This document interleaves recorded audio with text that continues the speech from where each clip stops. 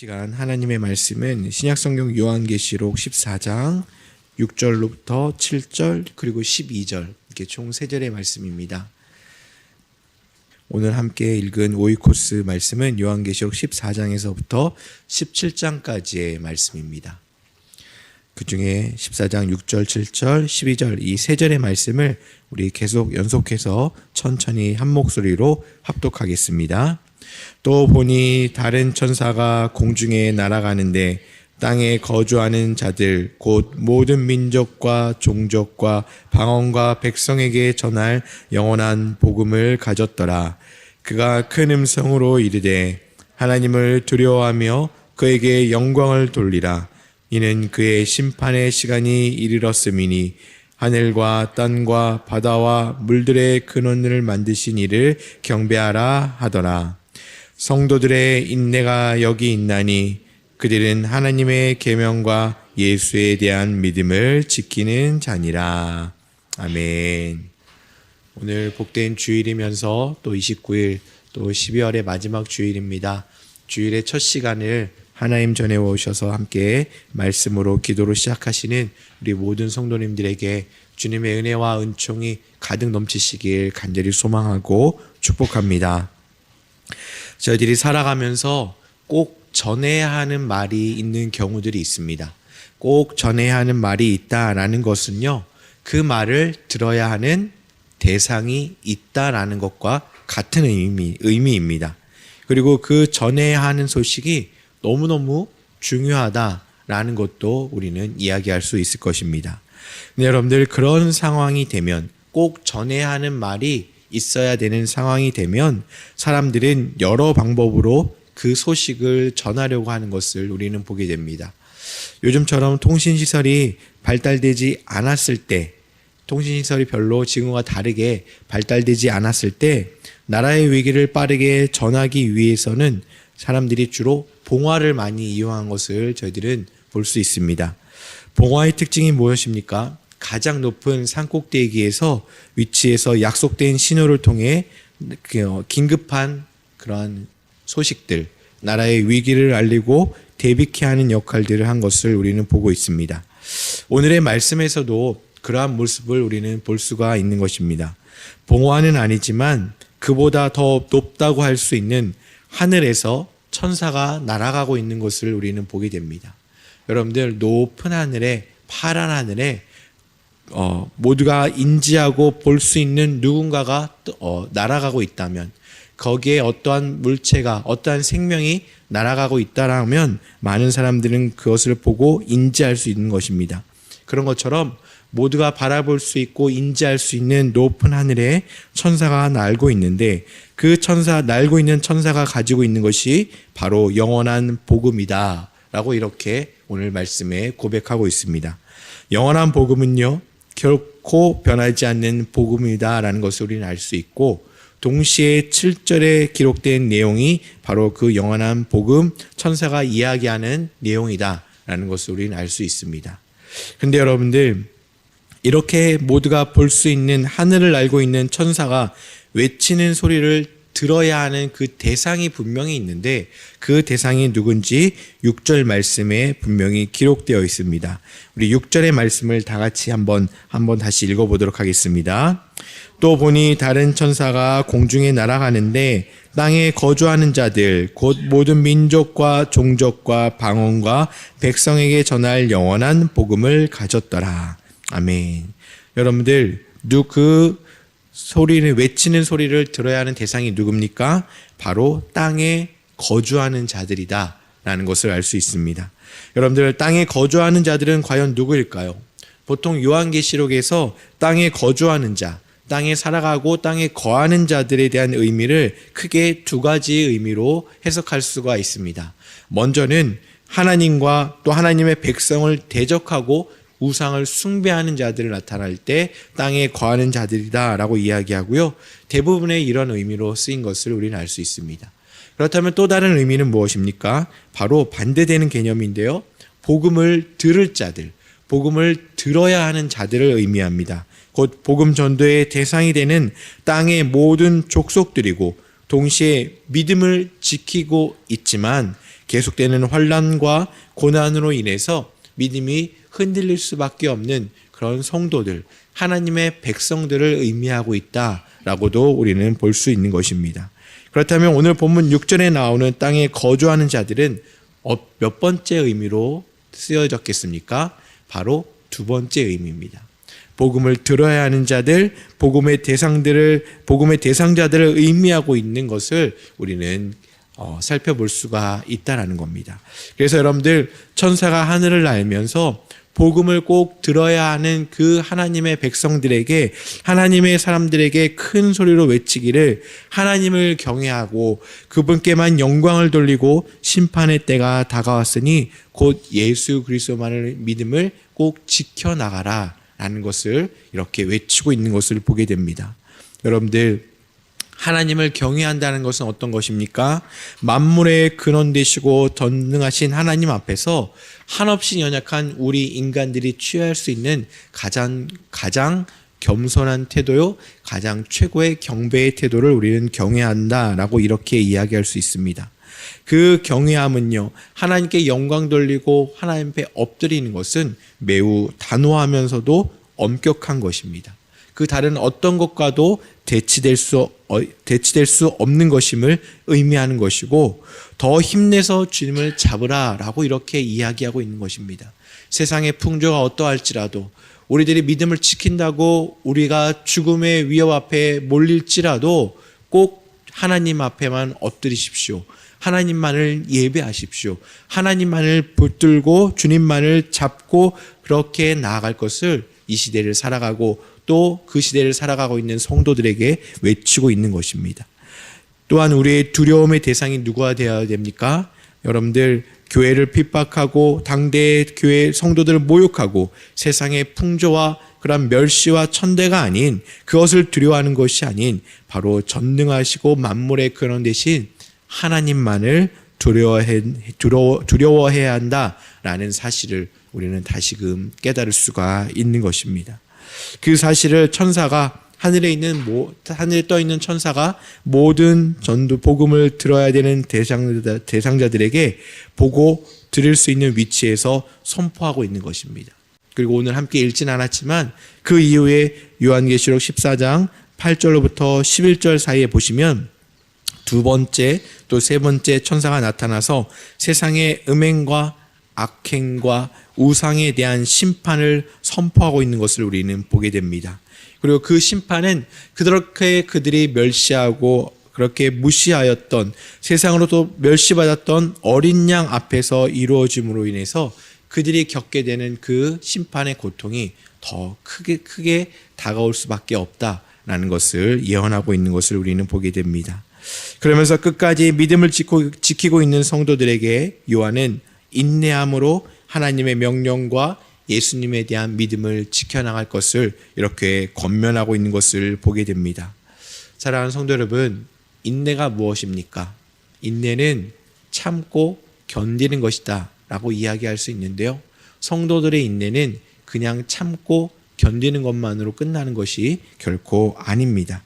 먼저 인내는요, 추상적인 개념이 아니라 우리의 삶의 이야기와 밀접하게 연관되어져 있고 연결되어 있다라는 것입니다. 인내가 필요한 것이 바로 우리의 삶의 현장이다라는 것을 우리는 부정할 수가 없는 것입니다. 그렇다면 우리는 무엇에 대해 인내할 수 있을까요? 요한계시록은 로마의 타락한 문화적 공격을 밀어내고 끝까지 믿음을 지키는 것과 또 그로 인해서 순교의 위기와 박해 가운데서도 하나님을 향한 믿음을 지켜나갈 것을 이렇게 힘주어 이야기하고 증거하고 있습니다. 당시 로마는요, 사상적으로도 법률적으로도 문명적으로도 군사적으로도 최고의 절정을 이루는 시기에 바로 나라가 로마였습니다. 사람들은 생각했습니다. 이제 더 이상 이 인류가 로마를 넘어서서 더 이상 발전할 수는 없을 것이다 라고 이렇게 생각할 정도였습니다. 로마가 누리는 평화가 가장 완벽한 평화이고, 로마가 갖고 있는 그 경제력이 가장 최고의 경제력이고 최고의 군사력이다라고 이렇게 평가를 하였습니다. 그들이 누리고 있는 문화와 즐길 거리가 더 이상 발전할 수 없을 정도로 즐겁고 최고의 문화다라고 이렇게 여겼던 시대가 바로 이때였다라는 겁니다. 이렇게 모든 것이 완벽해 보였던 그 로마의 시대, 바로 지금의 우리의 모습들과 조금 비슷한 모습들도 있다라는 것을 우리는 부정할 수 없는 것입니다. 요즘 우리가 누리고 우리가 즐기는 모든 것 어떻습니까? 이것이 최고인 것 같고, 나의 생각이 무조건 올바른 것 같고, 내가 누리고 있는 것이 완벽한 것 같고, 우리가 누리고 있는 이 많은 기술과 많은 그런 이 시대에 필요한 것들이 더 이상 발전할 수 없을 정도로 최고고 우리에게 적합한 것이다 라고 사람들은 맹신하는 시대를 우리는 살아가고 있다라는 겁니다.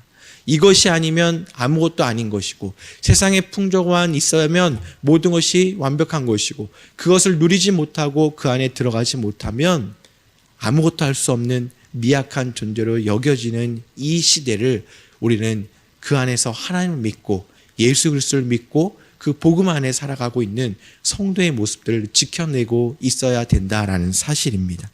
모든 것이 완벽한 것처럼 맹신하는 시대에 저희는 믿음을 지키는 성도의 삶을 살아가고 있다라는 거죠. 그렇기 때문에 이 시대의 인내는 여러분들, 우리가 이렇게 사전적인 의미로 그냥 단순히 어려움을 지켜내고 견디는 것만이 아니라 그 과정을 통해 더욱 하나님 앞에 엎드리는 것이고, 궁극적으로는 우리를 온전하게 만들어가는 하나님과 연합하는 시간이 바로 인내의 시간이 된다라는 것입니다. 여러분들 다 아시지 않습니까? 그 인내의 시간이 결코 쉽지 않다라는 겁니다. 금방 주저앉고 싶고, 금방 돌아서고 싶고, 우리도 저 안에 들어가고 싶고, 나도 저걸 누리고 싶은 것이 바로 이 시대의 유혹들입니다. 그러나 사랑하는 성도 여러분, 인내의 열매는 단지 세상의 부와 명예를 얻기 위함이 결코 아님을 꼭 기억하시길 간절히 소망합니다. 교회를 다니지 않는 사람들도, 믿음이 없는 사람들도 인내의 유익에 대해서는 모두가 공감합니다. 그러나 성도된 우리들의 인내는 단지 인내로 얻게 되는 세상적 유익을 뛰어넘어야 된다는 것입니다. 인내의 여정 속에 계신 예수 그리스도의 복음의 기쁜 소식을 우리는 발견할 수 있는 것이고, 많은 사람들이 세상의 유혹과 환난 속에서 무너져가고 그 안에서 빠져나오지 못하고 허우적거린다 할지라도 성도된 우리들은 물길을 바꾸는 우직한 바위처럼 인내하면서 하나님만을 증거하고, 그렇게 하늘에서 외쳤던 천사들과처럼 하나님만을 예배할 수 있는 삶을 살아가야 된다라는 것입니다. 그런데 여러분들, 그 인내의 힘과 능력은 결코 우리의 힘과 우리의 능력으로 감당할 수 없다라는 겁니다. 하나님이 그 힘을 주셔야 되는 것이고, 하나님의 말씀으로 날마다 일어나야 되는 것이고, 하나님을 향한 온전한 믿음을 지켜나가면서, 그렇지 좁고 가시밭은 그 돌밭 같은 길일지라도, 좁은 문일지라도 이 길을 걸어가는 것이 바로 성도들의 인내의 길이다라는 것을 확고한 믿음을 지켜나가면서 복음 가운데 역사하시는 하나님의 도우심과 인도하심으로 우리는 그 길을 걸어가야 되는 존재다라는 것을 우리는 깨달아야 되는 것입니다. 사랑하는 성도 여러분, 한 해가 마무리되어 가고 있는 이 지금의 시간에 우리는 지금까지 무엇에 대해서 인내하였고, 또 앞으로 무엇을 인내하며 살아가시겠습니까? 바라기는 이 세상의 풍조와 나의 고난과 나의 세상적인 어려움보다는 오로지 하나님을 향한 온전한 믿음을 지키기 위한 그 성도들의 인내에 함께 참여해 주시고, 그 인내로 허락하신 놀라운 하나님의 은혜를 마음껏 누리실 뿐만 아니라 그 복과 은혜를 세상으로, 또 아파하는 곳으로, 또 필요로 한 곳으로 잘 전하고 함께 그 은혜 안에 머물러 살아가는 우리 귀하고 복된 성도님들, 또 축복의 통로가 되는 그런 이 연말의 시간들이 되시길 주님의 이름으로 간절히 소망하고 축복합니다. 함께 기도하겠습니다. 하나님 아버지, 이 땅 가운데 많은 것이 발전하고 많은 것이 우리의 삶의 자리를 차지하고 있지만, 그 어떤 것과도 비교할 수 없는 우리 하나님을 예배하고 하나님을 향한 믿음을 지키고, 또 하나님의 은혜를 지키고 하나님을 향한 믿음을 지키기 위한 인내의 삶이 그 어떤 것과도 비교할 수 없을 정도로 귀하고 복된 삶임을 저희들이 고백합니다. 하나님, 그러한 삶을 저희들이 살아가고자 애쓰고 수고해 보지만 연약한 저희들은 조금 걷다가 금방 주저앉게 되고, 또 올바른 길로 걸어가다가 다른 길을 눈으로 보게 되고, 하나님 다른 소리에 귀를 기울이는 그런 연약한 저희들입니다. 하나님, 저희 한 사람 한 사람을 꼭 붙들어 주셔서 곁길로 가지 않게 하여 주시고, 다른 것에 귀를 기울이지 않게 하시고, 다른 것에 우리의 눈을 돌리지 않고 오직 하나님만을 바라보며 나아가는 우리 모두가 되게 하여 주시옵소서. 하나님, 그러기 위해서는 힘들고 어려운 시대를 살아가고 있지만 하나님을 향한 온전한 믿음과 인내가 저희들에게 필요합니다. 하나님, 그 순간들마다 채워주시는 놀라운 은혜를 통하여 하나님을 향한 믿음과 인내가 결코 소멸되지 않도록 인도하여 주시옵시고, 변하지 않도록 주님께서 인도하여 주시옵소서. 오늘은 복된 주일이고 또 올 24년의 마지막 주일입니다. 하나님, 그렇지만 이 주일을 기대하고 저희들이 성전에 왔지만 이 성전 안에서도 인내해야 되는 그 순간들을 저희들이 만날 수 있는 것을 고백합니다. 하나님, 그럴 때마다 저희들의 마음이 요동하지 않게 하여 주시옵시고, 오로지 하나님의 말씀을 기억하고 말씀으로 그 인내의 여정에 우직하게 서 있는 우리 모든 성도님들 될 수 있도록 인도하여 주시옵소서. 하나님, 이렇게 새벽 기도를 시작으로 또 주일 예배, 또 많은 각 부서 예배들이 있습니다.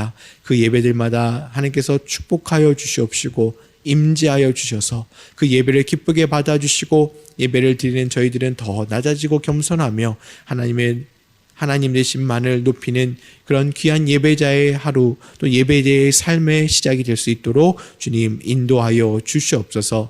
우리 사랑하는 성도님들, 기도할 때 그 기도를 들어 응답하여 주시옵시고, 그 간절한 소원의 기도 제목이 결코 하나도 땅에 떨어지지 않고 하나님 앞에 온전히 상달되어서 하나님의 때에 하나님의 방법으로 응답하실 것을 믿고 나아가는 우리들에게 하나님의 음성을 듣게 하시고 하나님의 뜻을 분별할 수 있는 영적 분별력도 저희들에게 허락하여 주시옵소서. 하나님, 저희들 인내하길 원합니다. 저희들 더 주님을 찬양하기 원합니다. 그 성도의 삶을 잘 지켜나갈 수 있도록 저희를 인도하시고 도와주시옵소서. 모든 걸 주님께 감사드리며 이 모든 말씀 예수님의 이름으로 기도드립니다. 아멘. 오늘 오이코스 통독의 말씀은 요한계시록 18장에서부터 20장까지의 말씀입니다. 그 중에서 오늘 함께 읽을 하나님의 말씀은 요한계시록 18장 19절과 20절 두 절의 말씀입니다. 요한계시록 18장 19절과 20절 두 절의 말씀을 우리 다 같이 한 목소리로 합독하겠습니다. 티끌을 자기 머리에 뿌리고 울며 애통하여 외쳐 이르되 화 있도다 화 있도다 이 큰 성이여, 바다에서 배부리는 모든 자들이 너희 보배로운 상품으로 치부하였더니 한 시간에 망하였도다. 하늘과 성도들과 사도들과 선지자들아, 그로 말미암아 즐거워하라. 하나님이 너희를 위하여 그에게 심판을 행하셨음이라 하더라. 아멘.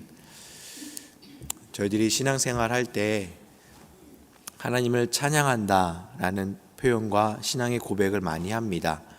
우리 성도님들, 찬양이 무엇인지 잘 아시죠? 찬양은 아름답고 훌륭함을 크게 드러낸다라는 사전적 의미를 갖고 있습니다. 근데 이런 사전적 의미만 있는 것이 아니라 우리가 하나님을 찬양한다라고 했을 때 우리들의 찬양의 대상은 오직 하나님 한 분이다 라는 그런 고백이 그 안에 담겨져 있습니다. 또한 그 의미를 더해서 오직 하나님만을 높이고 하나님의 영광만을 드러내고 하나님의 하나님 되심과 하나님의 위대하심을 드러내는 것, 그것이 바로 온전한 찬양이다 라고 저희들은 고백하고 있습니다. 그런데 여러분들, 이러한 신앙의 원리가 무너지게 될 때, 그래서 만약에 하나님이 아닌 다른 것들, 다른 사람 누군가를 하나님보다 더 귀하게 여기고 하나님보다 더 소중하게 여겨서 그것을 찬양하게 될 때 우리는 우상의 죄를 범하게 되고, 그로 인해서 하나님을 찬양하지 못하는 그런 죄악된 길에 들어가는 것을 저희들은 보게 됩니다.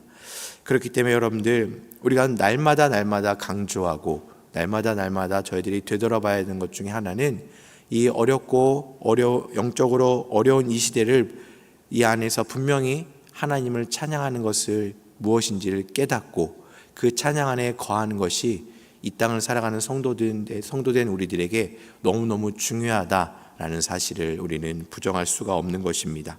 근데 만약에 그렇지 못한 경우들, 우리가 겉으로는 찬양하는 것 같지만 내적으로나 우리 영적으로 하나님을 찬양하지 못하는 경우들이 우리 안에 있다 할 때 하나님께서는 그 모습을 싫어하실 뿐만 아니라 오늘 말씀을 통해 심판하시고 무너뜨리시고 그것을 막는 모습들을 우리들에게 보여주고 계시는 것을 보게 됩니다. 오늘 함께 읽은 본문은 계시록 18장 19절과 20절 두 절의 말씀이지만요, 우리가 한번 9절부터 살펴보면 조금 더 이해하기가 쉬울 것 같습니다. 먼저 오늘 본문이 들어있는 이 계시록 18장은 바벨론의 패망으로 시작되고 있는 것을 우리는 보게 됩니다. 그리고 9절의 말씀에서 보시면 땅의 왕들이 바벨론이 하나님으로부터 심판을 받고 무너질 때 그들과 악행을 함께 범하였던 땅의 왕들이 가슴치고 울고 애통해하는 것을 우리는 볼 수가 있습니다. 우리 성경을 갖고 계시는 성도님들 계신다면 우리 9절과 10절의 말씀을 우리 한번 다 같이 읽어보도록 하겠습니다. 그와 함께 음행하고 사치하던 땅의 왕들이 그가 불타는 연기를 보고 위하여 울고 가슴을 치며 그의 고통을 무서워하여 멀리 서서 이르되 화이또다 화이또다 큰 성 견고한 성 바벨론이여 한 시간에 네 심판이 이르렀다 하리로다. 여러분들 어떻습니까? 바벨론과 음행과 사치를 범하던 그 땅의 왕들이 그 바벨론이 무너지는 것을 보고 두려워하고 있는 것을 우리는 보게 됩니다. 음행은 바벨론과 함께 우상 숭배를 범하는 것이고, 사치는 그 부를 이루기 위해서 일반 백성들에게 고통을 가중하고 착취하고 소유를 빼앗는 일에 거리낌 없이 동참하는 것을 의미합니다. 이처럼 목숨처럼 여겼던 그들의 우상과 그 모든 소유를 하나님께서 그 악함이 극에 달한 것을 보시고 한순간에 무너뜨려지는 것을 볼 때 바벨론의 고통이 혹여 자신들에게도 엄습할까봐 두려워하고 있는 땅의 왕들의 모습들을 우리는 9절과 10절의 모습을 통해서 볼 수 있습니다. 그 다음에 나오는 악한 사람들의 모습이 무엇입니까? 하나님을 부정하는 사람들의 모습이 또 한 군데 있는데요, 바로 11절의 모습입니다. 11절에 땅의 상인들이다 라고 이렇게 이야기하고 있는데, 우리 18장 11절의 말씀을 한번 읽어보도록 하겠습니다. 땅의 상인들이 그를 위하여 울고 애통하는 것은 다시 그들의 상품을 사는 자가 없음이라. 여러분들, 또 바벨론이 멸망하는 것을 보면서 땅의 상인들이다 라는 하는 사람들이 슬퍼하고 애통하고 있습니다. 그 이유는 딱 한 가지입니다. 바벨론과 거래하며 부를 누리던 사람들이 이제 그 부를 축적할 기회를 잃어버렸기 때문입니다. 여러분들, 사람들이 살면서 서로 교역을 하고 물건을 사고 파는 것은 너무나도 당연하고 생활에 꼭 필요한 부분입니다. 하지만 그들 사이에 거래된 품목이 18장 12절과 13절에 나와 있는데, 나중에 그 품목들을 한번 차근 보시면 그냥 생활에 필요한 필수품이 아닌 자신들의 호화로움을 자랑하고 그것을 즐기기 위한 사치의 품목들로 가득 차 있는 것을 보게 됩니다. 심지어는요, 사람의 육체와 영혼까지도 거래가 되는 그 거래의 대상으로 삼을 만큼 악함이 극에 달한 것을 우리는 찾아볼 수가 있는 것입니다. 그들이 살아가는 세상에서는 그것을 용인하고 용납했다 할 수 있겠지만 하나님은 그것을 결코 용납하지 않으시고 막으셨던 것을 보게 됩니다. 그러자 상인들이 슬퍼 노래하고 있는데, 그 슬픔은 조금 전에 말씀드린 것처럼 바벨론의 멸망에 대한 깊은 사랑과 안타까움이 아닌 더 이상 자신들이 수익을 낼 수 없고 이익을 낼 수 없는 그런 철저한 이기적인 동기다라는 것을 우리들에게 보여주고 있습니다. 그리고 마지막 악한 사람들의 그룹이 있는데, 바로 17절에 나타난 바다에서 일하는 사람들입니다. 여러분, 당시 무역을 함에 있어서 또 거래를 함에 있어서 배는 굉장히 중요한 수단이었고 도구였습니다. 이 배를 이용해서 자신들의 이익을 남기던 사람들이 바벨론의 급작스러운 몰락을 보면서 충격과 공포에 사로잡히게 된 것이죠. 그 전까지는 함께하고 싶었고 늘 함께 동행하고 싶었던 그들이 이제 부러움의 대상이었지만 한순간에 한 시간 만에 모든 것이 무너진 것을 보면서 자신들에게도 그 공포가 올까봐 두려워하고 있는 모습들을 우리는 18장 곳곳에서 찾아볼 수가 있다라는 겁니다. 이러한 사람들의 몰락과 악한 것들의 몰락을 통해서 바벨론의 멸망과 그런 몰락과 그 슬픔에 빠진 악한 자들의 탄식 이후에 오늘 읽은 말씀은 그 하나님의 심판하심에 즐거워할 것을 증거하고 있는 것을 우리는 보게 됩니다. 여러분들, 악인의 심판은 어떤 의미가 있습니까? 악인의 심판은 곧 하나님의 백성을 구원하신다라는 것과 같은 의미를 갖고 있습니다. 하나님께서는 바벨론의 가치와 문화에 끝까지 저항하고 하나님이 없는, 하나님이 계시지 않는 성공보다는 하나님과 함께하는 고난을 선택하고 끊어지지 않는 위협 속에서도 하나님을 향한 믿음을 잃어버리지 않으려고 몸부림쳤던 하나님의 백성들을 구원하고 있는 것을 우리는 보게 됩니다. 악한 자들의 멸망이 분명히 기뻐할 것이고 당연한 것이지만 그 악함을 분별하고 심판하시는 분은 오직 하나님 한 분밖에 없다라는 사실을 우리는 깨달아야 할 것입니다. 악함이 무엇인지를 분별할 수 있는 것이 우리가 할 수 있는 일이 결코 아니라는 겁니다. 때로는 우리는 저것이 악한 것인지 어떠한 것이 선한 것인지를 분별하고 싶은 우리의 마음과 욕심이 있을 수 있겠지만 우리는 불완전한 존재이기 때문에 나의 감정과 나의 상황과 나의 생각이 나를 휘감고 나를 감싼다면 우리는 하나님의 뜻과 다르게 선한 것을 악하게 생각할 수 있는 것이고 악한 것을 선하게 생각할 수 있는 오류를 범할 수밖에 없는 존재다라는 것입니다. 그렇기 때문에 여러분들, 악함을 분별할 수 있는 하나님의 온전한 뜻을 우리는 분별할 수 있어야 된다는 겁니다. 그 하나님의 뜻을 잘 알 수 있는 방법이 무엇입니까? 바로 하나님의 말씀을 읽고 묵상하고 그 말씀을 늘 가까이 하는 것입니다. 이 하나님의 말씀 안에는 하나님의 뜻이 분명히 담겨져 있고 하나님의 행하심이 그 안에 담겨져 있는 것을 우리는 보게 된 것입니다. 그렇다면 이 시대를 살아가는 우리가 찬양에 대해서 서론에 함께 잠깐 나눴는데요. 성도로서 우리가 찬양해야 되는 것이 무엇이겠습니까? 그것은 바로 하나님의 행하심을 찬양하고 하나님의 하나님 되심을 찬양해야 되는 것이고 하나님의 승리하심만을 찬양하는 것이 바로 우리 성도들의 찬양이 되어야 된다는 것입니다. 여러분들, 20절 말씀에 하나님이 너희를 위하여 그들을 심판하셨다, 그리고 증거하면서 기뻐할 것을 명령하고 있습니다. 악인의 멸망과 악인의 멈춤과 악인의 그침이 당연한 것이고 그것이 기쁨이 될 수도 있겠지만 우리가 찬양할 것은 그들이 몰락한 것보다는 그들을 몰락하게 하신 하나님의 심판을 찬양하는 겁니다. 심판의 행하심을 찬양하는 거죠. 하나님이 이렇게 공의를 세워주셨구나. 하나님께서 이렇게 정의를 세워가시는구나. 하나님께서 이렇게 세상을 회복하고 계시는구나. 이렇게 하나님의 행하심을 인정하고 믿고 고백하고 찬양하는 것이 바로 우리들에게 주어진 성도의 찬양이 되어야 된다라는 사실을 꼭 기억하시길 간절히 소망합니다. 그렇게 사랑하는 성도 여러분, 오늘 하루도 우리 함께 주님만을 찬양하시길 간절히 소망합니다. 그리고 주님의 행하심만을 찬양하길 간절히 소망합니다. 성경을 쭉 읽을 때마다 우리가 빼놓을 수 없는 것이 바로 하나님이 어떤 일을 하셨는가 합니다. 창세기 1장에서 태초에 하나님이 천지를 창조하셨습니다.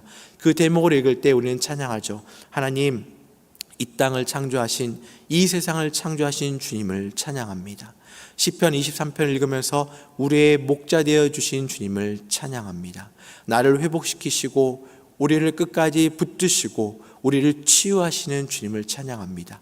악인의 손에서 건져내신 주의 선하심을 주들이 찬양합니다. 악인을 무너뜨리시고 그의 행함을 심판하신 주님의 심판을 찬양합니다.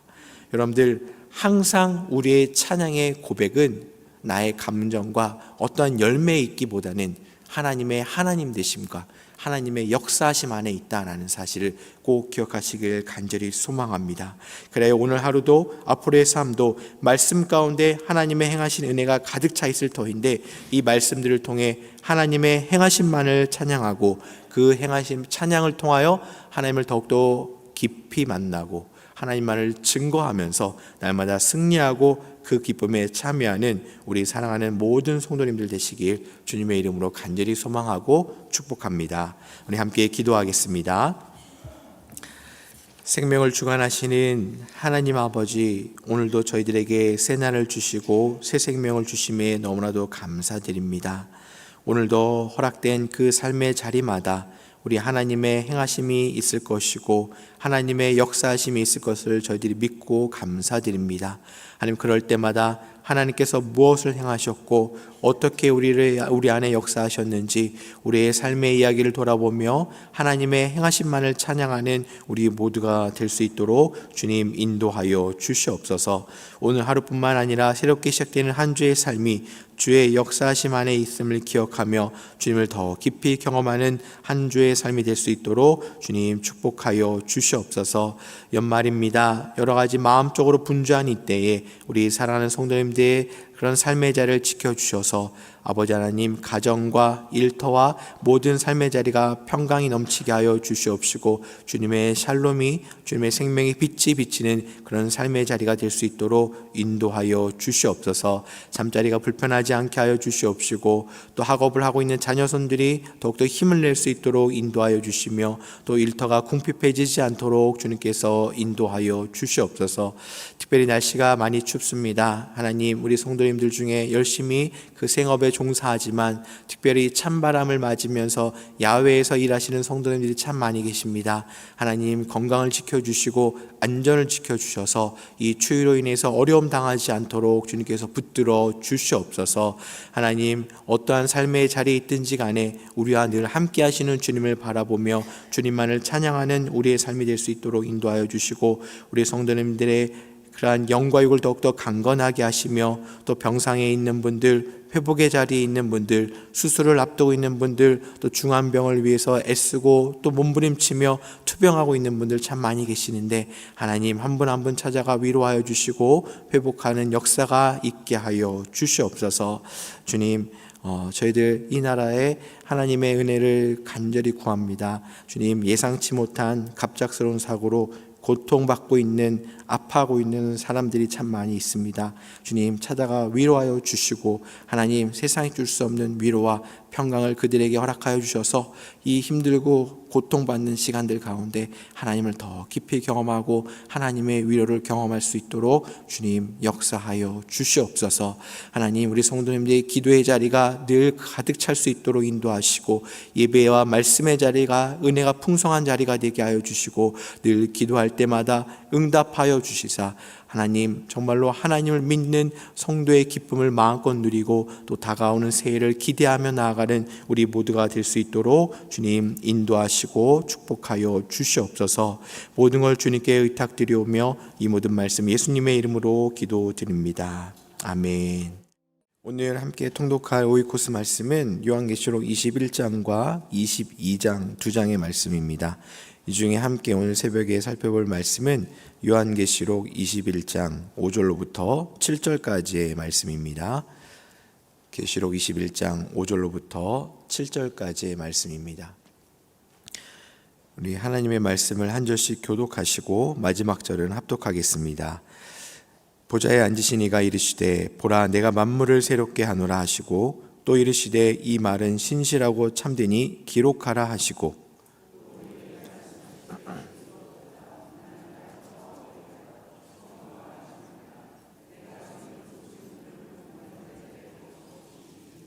다 함께 읽겠습니다. 이기는 자는 이것들을 상속으로 받으리라. 나는 그의 하나님이 되고 그는 내 아들이 되리라. 아멘. 이제 2024년 마지막 날이 되었습니다. 그리고 그 첫 시간을 이렇게 새벽 예배로 함께 드릴 수 있게 하신 하나님께 감사드리고 함께 하신 우리 모든 성도님들 또 하나님의 은혜가 가득 충만한 하루의 3일 되시길 간절히 소망합니다. 특별히 요맘때, 특별히 오늘이 되면은 저희들이 함께 부르는 찬송처럼 모든 것이 하나님의 은혜였다라는 것을 고백하고 감사하는 시간이 바로 이 시간인 것 같습니다. 내일부터 시작되는 새 한 해도, 새로운 한 해도 주님의 은혜 안에 함께 거하는 우리 성도님 되시길 간절히 축복합니다. 오늘로 인해서 이제 성경이 다 일독이 되었고요. 그렇게 계시록으로 마무리가 되었습니다. 지금까지 함께 수고해 주셨고 또 참여해 주시고 또 함께 감사한 마음으로 이곳에 자리해 주셔서 감사드릴 뿐만 아니라 또 그런 감사의 마음을 또 표현해 주셔서 너무나도 감사드립니다. 내일부터는 이제 창세기가 다시 시작됩니다.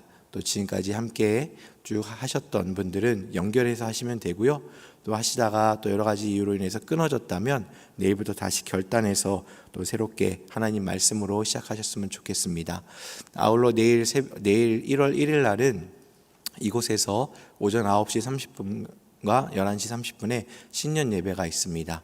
그리고 동일한 시간에 새벽 기도회도 시작되니까요. 함께 말씀과 기도로 시작하는 새로운 한 해가 되시길 될 수 있도록 함께 참여해 주시길 간절히 소망합니다. 여러분들 아마 학창 시절 때 누구나 기억이 있을 것 같습니다. 학창 시절 그 수업 시간에 선생님들께서 열심히 수업을 하시다가 또 칠판을 이용해서 설명을 하시다 보면 이렇게 자주 하시는 말씀 중에 하나가 이 수업 내용을 적어보라라는 것입니다.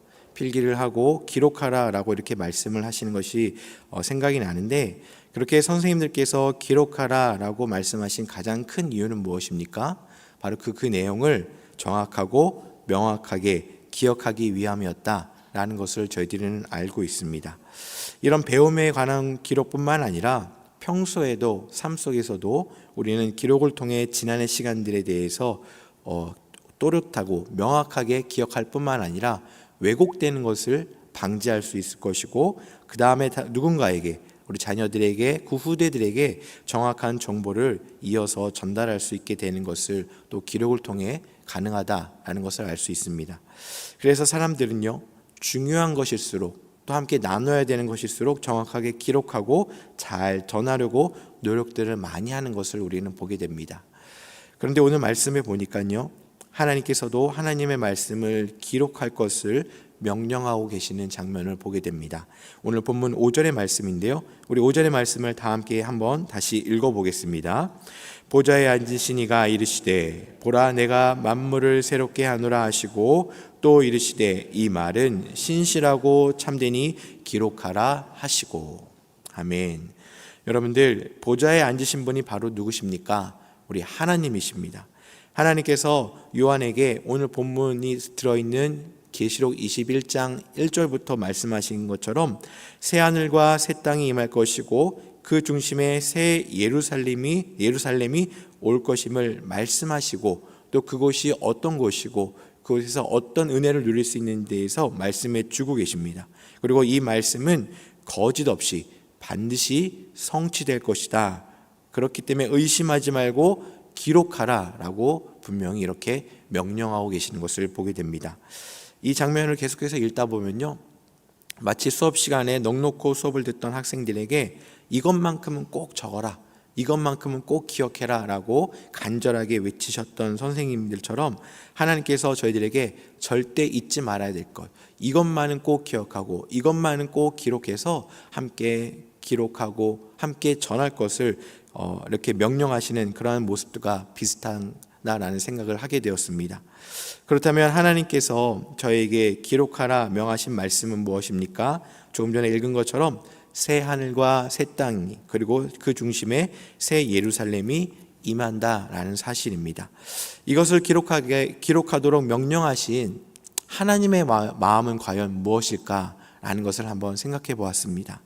본문 앞에서 보시면요, 진행되는 여러 가지 재앙과 심판의 무서운 묘사들, 무서운 이야기들을 우리는 계속해서 보았습니다. 읽고 들었는데, 만약에 그렇게 재앙과 심판의 무서운 모습만 보고 기억해 본다면, 그래서 우리는 무서운 종말을 예견하는 것이 너무나도 두려워서 신앙생활을 한다라면 우리는 신앙에 대한 오해를 가질 수 있다라는 겁니다.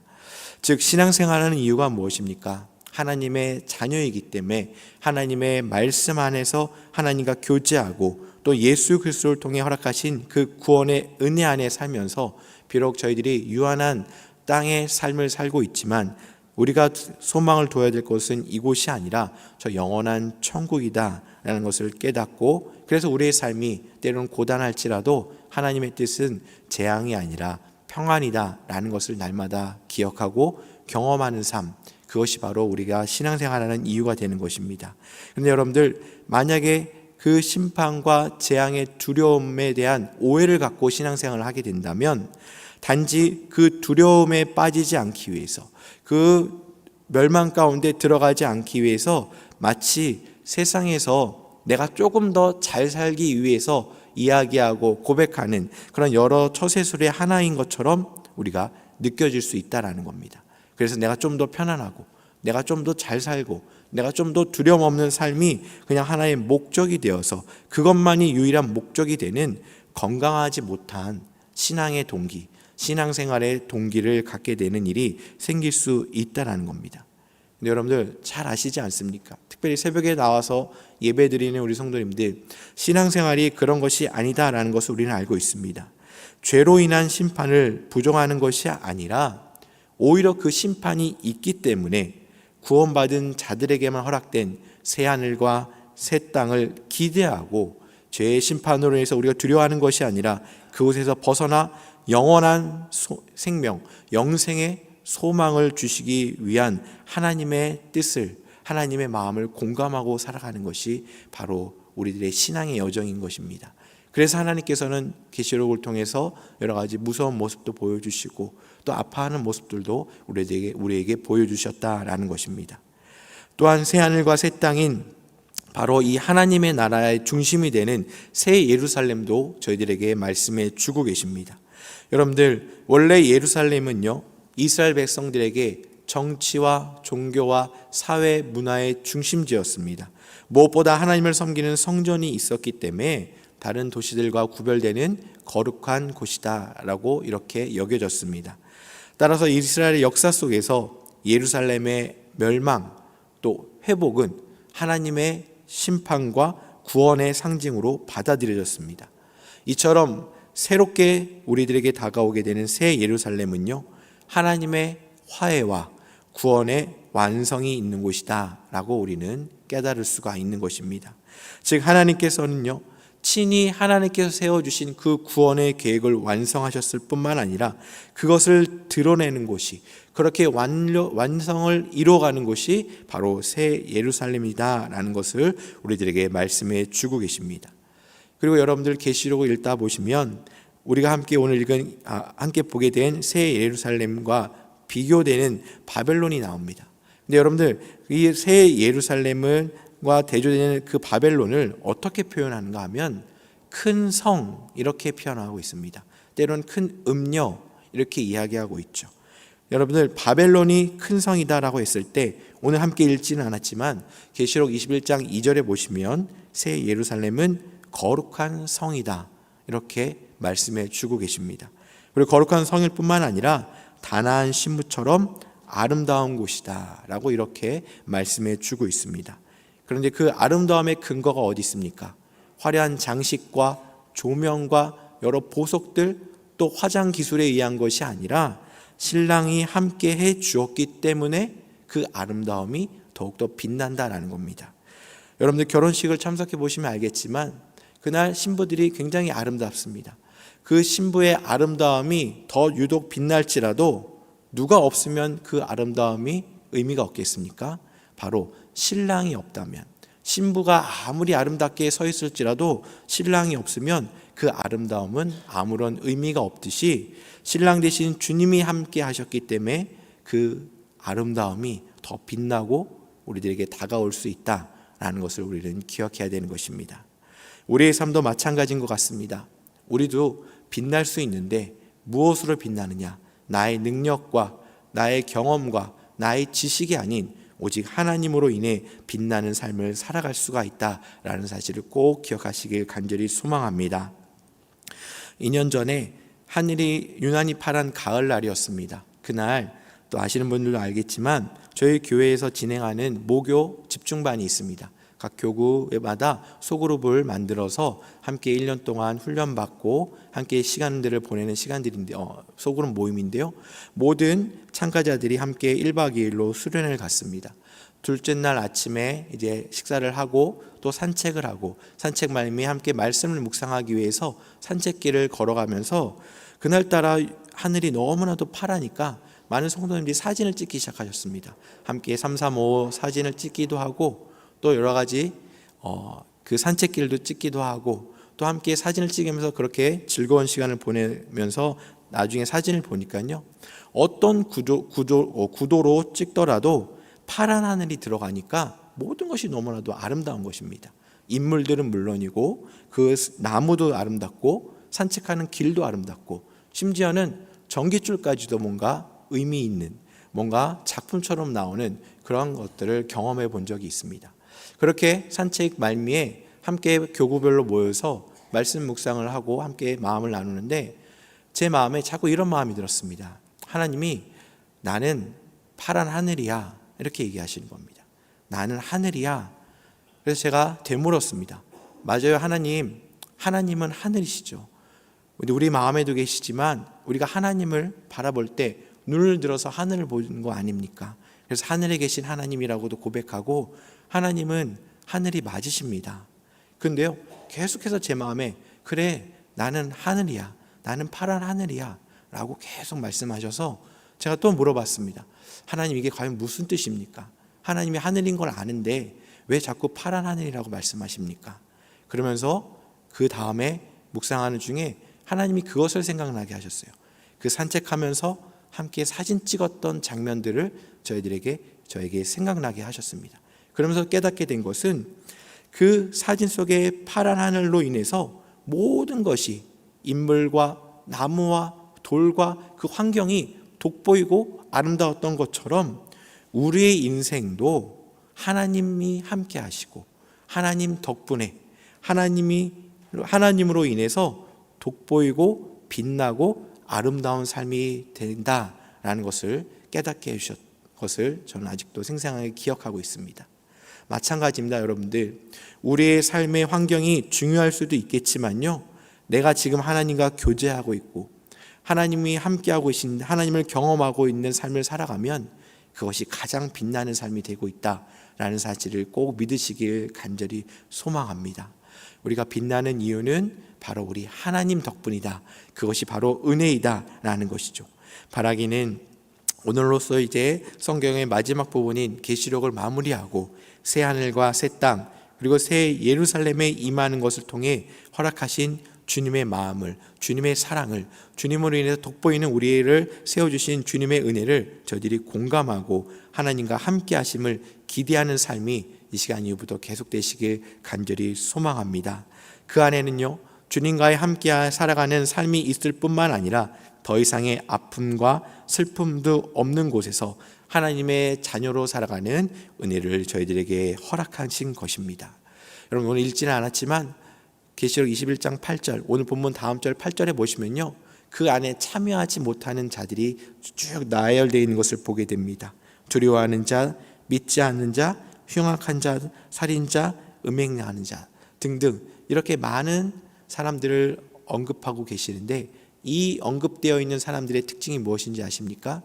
하나님과 교제하지 못하는 사람들입니다. 하나님 안에 거하지 못하는 자들이고, 그것이 우리와 이 시대를 살아가는 성도와 가장 구별된 모습이다라는 사실을 기억하시면서 우리가 어떠한 모습과 어떠한 형편에 처할지라도 하나님이 우리와 함께 하시고 우리와 함께 교제하고 계시고, 그로 인해서 우리의 삶이 빛나고 이 빛나는 삶을 기억하고 기록하고 또 우리의 신앙의 유산으로 이어서 남아서 함께 신앙의 여정의 삶을 끝까지 완주해 나가는 우리 사랑하는 모든 성도님들 되시길 주님의 이름으로 간절히 소망하고 축복합니다. 우리 함께 기도하겠습니다. 생명을 주관하시는 하나님 아버지, 12월 31일 첫 시간을 저희들에게 허락하여 주시고 이렇게 말씀 가운데 또 기도하는 자리에 저를 세워주시니 또 불러주시니 너무나도 감사드립니다. 하나님 아버지, 지금까지 지내온 것이 하나님의 은혜임을 저희들이 고백하며 앞으로도 저희를 인도하시고 은혜의 삶으로 이끄실 주님만을 기대하고 믿음으로 나아가는 우리 모두가 되게 하여 주시옵소서.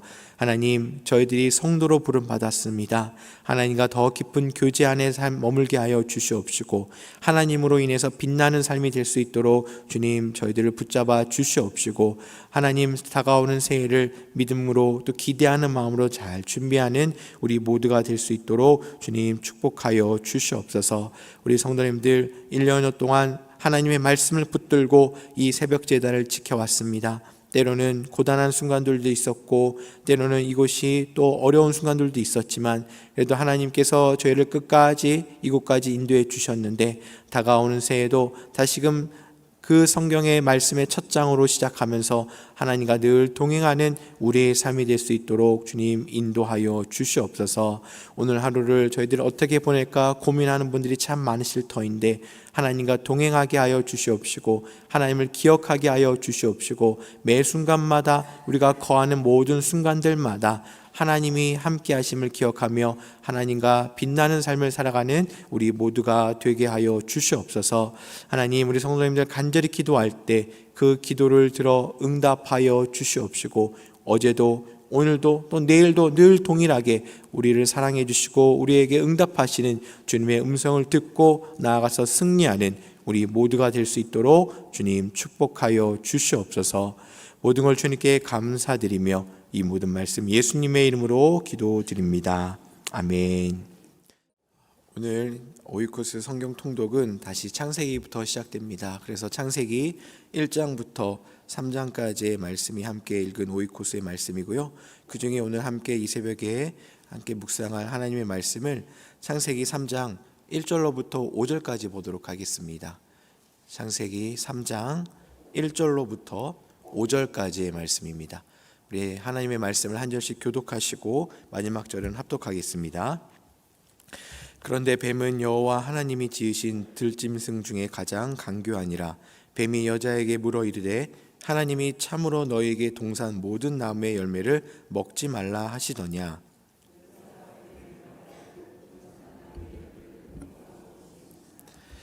동산 중앙에 있는 나무의 열매는 하나님의 말씀에 너희는 먹지도 말고 만지지도 말라 너희가 죽을까 하노라 하셨느니라. 다 함께 읽겠습니다. 너희가 그것을 먹는 날에는 너희 눈이 밝아져 하나님과 같이 되어 선악을 알 줄 하나님이 아심이니라. 아멘. 네, 우리 사랑하는 성도님들, 이제 새해가 밝았습니다. 새해 첫날 이 시간 주님 앞에 나올 수 있도록 인도하신 하나님께 또 감사드리면서 또 올 한 해도 하나님과 함께 하시는 우리 성도님 되실 간절히 소망합니다. 가만히 보면요, 어제와 비슷한 하루가 시작되었고 별반 다르지 않는 일상의 시작처럼 보이는 순간이 바로 오늘입니다. 그렇지만 우리들은 이 시간에 새로운 해, 새로운 한 해를 정하고 함께 의미를 갖고 살아가고 있습니다. 그래서 새해가 되고 뭔가 새로운 것이 시작되게 되면 변화도 있고 새로운 출발선에 서게 되고 새로운 계획과 다짐을 세워나가게 됩니다. 이렇게 다시 출발선에 서는 이때에 그 출발의 가장 첫 시간인 새벽을 주님 앞에 나오신 모든 성도님들 다시 한번 축복하고 새해마다 또 다짐하는 것뿐만 새해마다 다짐하는 것도 있겠지만 매일매일 주님이 주시는 새로운 날들을 주님과 시작하는 오늘 하루 또 2025년의 한 해가 되시길 주님의 이름으로 축복합니다. 좀 전에 읽은 것처럼 오늘부터 저희들 창세기가 다시 시작되었습니다. 특별히 함께 읽은 창세기 1장에서부터 3장까지의 말씀은 저희들이 잘 알고 또 많이 읽혀진 성경의 한 본문입니다.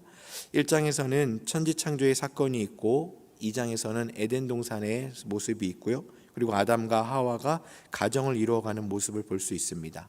행복할 뿐만 아니라 하나님께서 보시기에도 참 좋다라고 말씀하시는 장면을 우리는 보게 됩니다. 그런데 오늘 본문이 속해 있는 3장에 오게 되면은 조금 분위기가 달라지는 것을 보게 됩니다.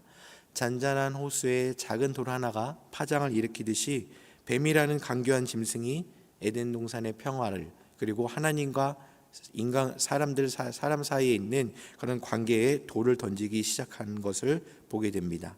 그리고 그 유혹의 돌은 그 시대에 한 번만으로 끝나는 것이 아니라 이 시대를 살아가는 우리들에게까지 우리를 넘어뜨리고자 여러 가지 모습으로 또 공격적인 모습으로 다가오는 것을 보게 됩니다. 그런데 여러분들, 그 공격의 방법은 간교한 거짓으로 다가오는 것을 우리는 볼 수 있습니다. 거짓이 잘못된 것임을 알면서도 우리들은 거짓말을 할 때가 있습니다. 여러 가지 경우들이 있겠지만 위기를 모면한다든지 때로는 이기적인 욕심을 이루기 위해서 때로는 거짓을 사용하기도 합니다. 또 어린 아이들을 보게 되면요, 그 누가 가르쳐 주지 않았음에도 어려서부터 때로는 거짓말을 하는 것을 보게 됩니다.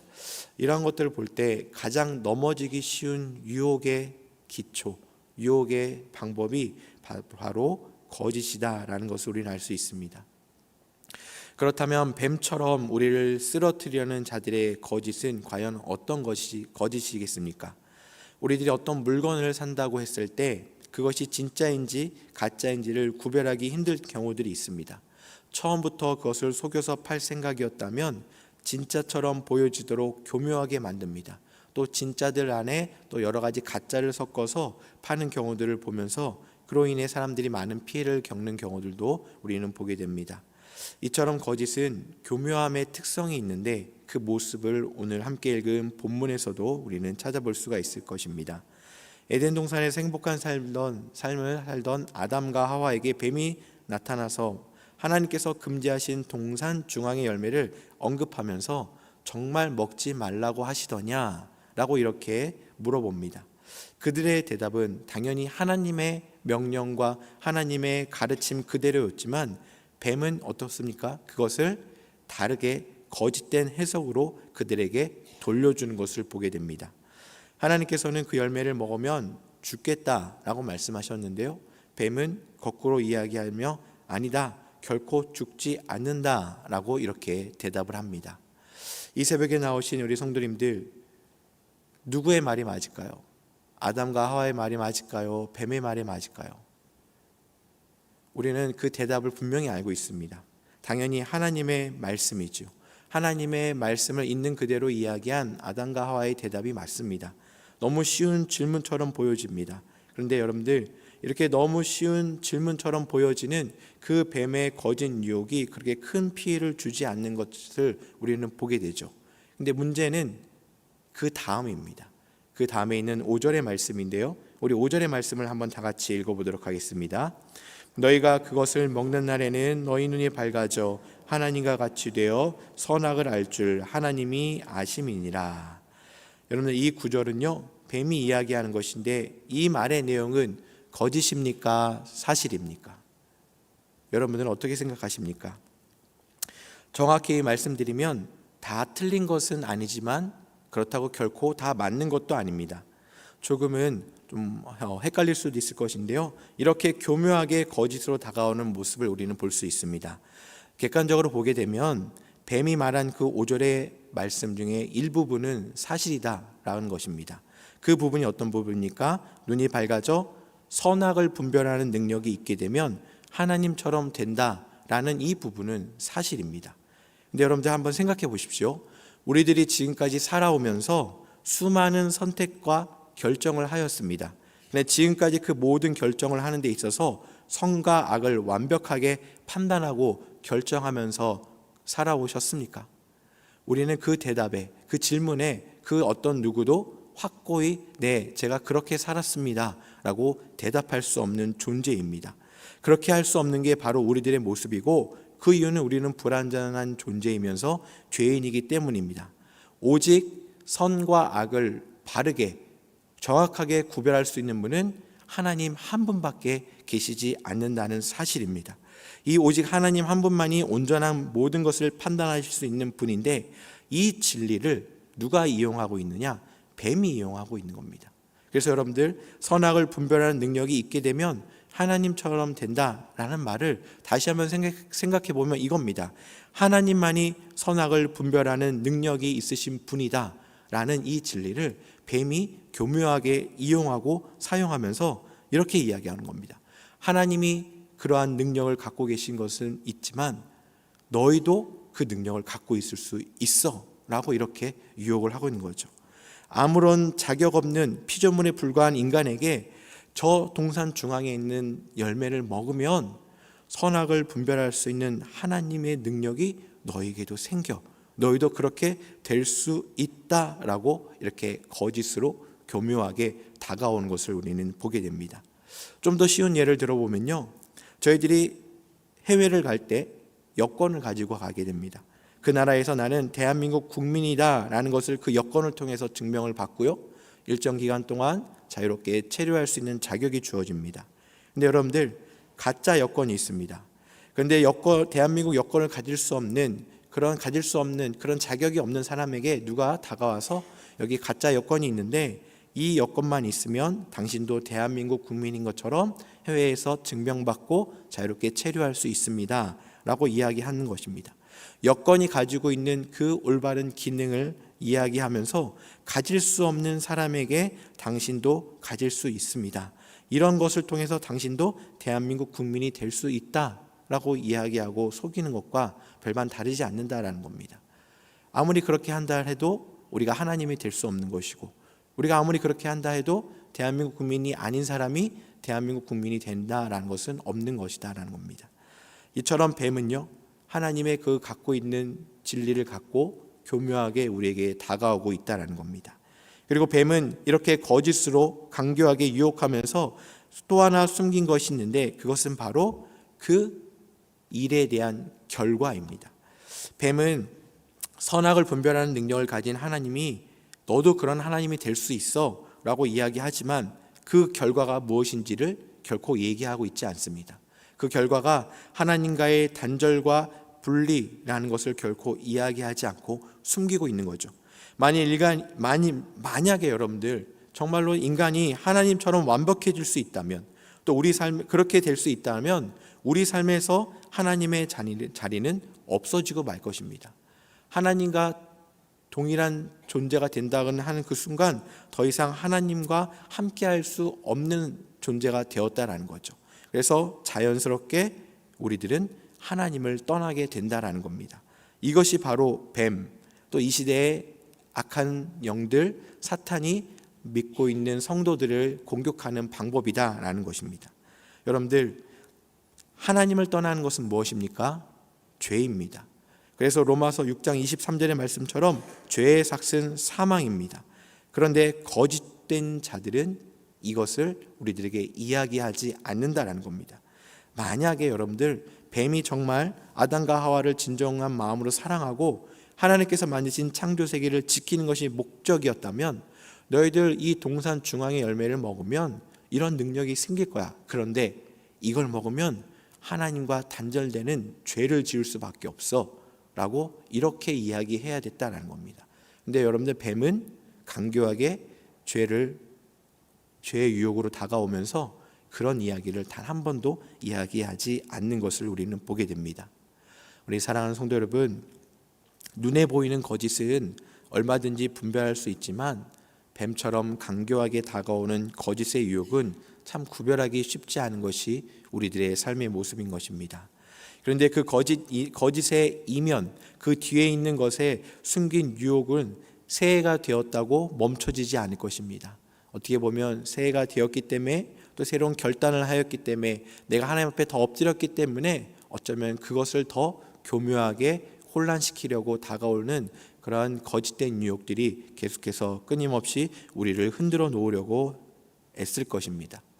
그렇지만 이러한 어려움 속에서도 우리는 이 완전하신 하나님의 말씀인 이 성경 앞에 또 그 기도로 나아갈 때 우리는 이 강교한 거짓된 영으로부터 우리는 승리할 것이고 그들의 거짓된 유혹에서 우리는 일어나 걸어갈 수 있다라는 겁니다.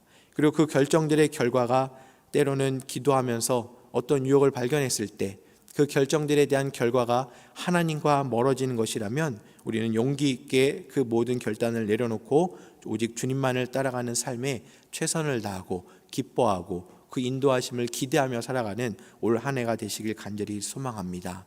많은 일들이 있을 것이고 또 많은 은혜가 있을 것이라는 기대를 하고 있습니다.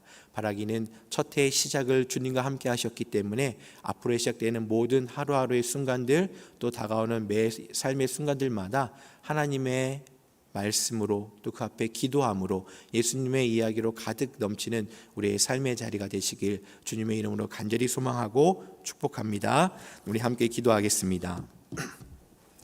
하나님 아버지 감사드립니다. 2025년 1월 1일 새해를 저희들에게 허락하여 주시고 새해 첫날 첫 시간을 주님 앞에 나와 함께 예배하고 기도하게 하여 주시니 감사드립니다. 하나님, 지금까지 인도하신 하나님의 은혜를 기억하며 새롭게 허락하신 새해 출발도 또 새해 한 해도 하나님께서 인도하신 것임을 믿고 나아가는 우리 모두가 되게 하여 주시옵소서. 저희들이 결단하고 다짐하고 나아가 보지만 아버지 안에 우리는 연약한 존재이기에 또 불완전한 존재이기에 여러 가지 거짓된 증언들과 또 거짓된 강교의 유혹들로 인해서 흔들리고 넘어지는 순간들도 있을 것입니다. 하나님, 저희들이 영적인 유혹에서 늘 승리할 수 있도록 인도하여 주시옵시고 우리의 심령이 마음에서부터 죄를 짓지 않도록 저희를 붙들어 주시옵소서. 새해가 되면서 모든 것이 잘 될 것이다 라는 기대도 있지만 하나님, 그 기대와 다르게 때로는 어려움을 만날 수도 있을 것입니다. 하나님, 어려움 가운데서도 주님을 부인하지 않는 성도의 삶이 되게 하여 주시옵시고 무익한 일로 하나님께서 허락하신 그 귀한 시간들을 허비하지 않도록 주님 인도하여 주시옵소서. 우리 사랑하는 영락교회 모든 성도님들, 이 땅에 있는 모든 하나님의 백성들이 우리 하나님 한 분만을 높이고 하나님만을 영화롭게 하는 2025년이 되게 하여 주시옵시고 올 한 해도 베푸실 은혜를 기대하고 이루어 나갈 하나님의 역사 안에 참여하는 가치 있는 삶을 살아가는 이 땅의 모든 백성들 될 수 있도록 주님 역사하여 주시옵소서. 특별히 우리 사랑하는 성도님들, 간절한 기도의 제목들이 있습니다. 하나님, 그 기도의 제목들을 들어 응답하여 주시옵시고 또 여러 가지 아픔과 문제를 갖고 새해를 맞이하신 분들이 있는데 하나님의 새해에는 그 모든 어려움과 아픔들이 하루빨리 회복되게 하여 주시옵시고 일어나게 하여 주시옵시고 살아계신 하나님을 더 깊이 만날 수 있는 은혜의 한 해가 될 수 있도록 주님 축복하여 주시옵소서. 저희들이 가정과 일터와 교회를 위해서 기도합니다. 또 빼놓지 않고 저희들 나라를 위해서 기도합니다. 나라 안팎으로 여러 가지 힘들고 어려운 일들, 갈등과 분열과 갑작스러운 사고로 고통받고 있는 이웃들이 많이 있는데 하나님 찾아가 위로하여 주시옵시고 주님의 평강과 주님의 샬롬의 평화가 이 땅 가운데 가득 넘칠 수 있도록 주님 은혜를 내려 주시옵소서. 하나님, 오늘 드려지는 모든 예배 가운데 또 하루하루 시작된 모든 삶의 자리 가운데 주님께서 함께해 주실 걸 믿사오며 이 모든 말씀 예수님의 이름으로 기도드립니다. 아멘.